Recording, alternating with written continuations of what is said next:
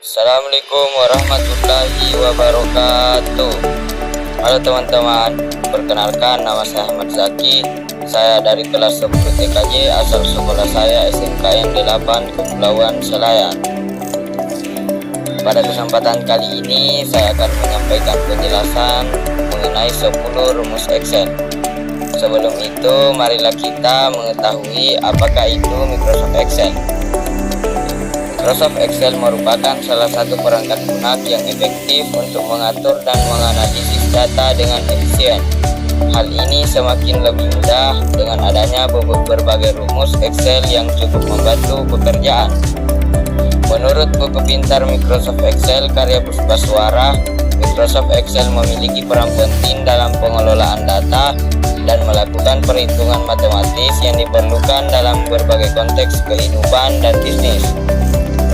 Dengan adanya rumus-rumus Microsoft Excel, penggunaan dapat meningkatkan akurasi pengelolaan data, mengurangi risiko kesalahan manusiawi yang seringkali muncul saat melakukan pengelolaan data secara manual. Baiklah, saya akan menjelaskan 10 rumus Excel yang akan saya bahas. Rumus yang pertama yakni rumus sum. Rumus Excel ini digunakan untuk menjumlahkan angka pada sel tertentu. Ini dia contohnya. Rumus yang kedua adalah rumus if. Rumus Excel ini digunakan untuk melakukan pengujian bersyarat dan mengembalikan nilai berbeda berdasarkan hasilnya. Ini dia contohnya.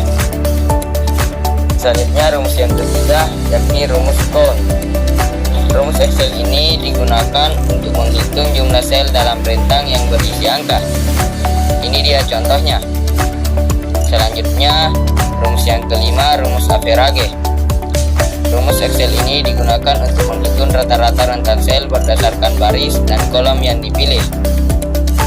Selanjutnya, rumus yang kelima yakni rumus indeks. Rumus Excel ini digunakan untuk mengembalikan nilai sel pada baris dan kolom tertentu. Selanjutnya, rumus yang keenam yakni rumus max.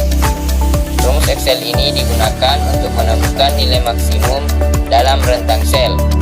Ini dia contohnya. Selanjutnya, rumus yang ketujuh, rumus min.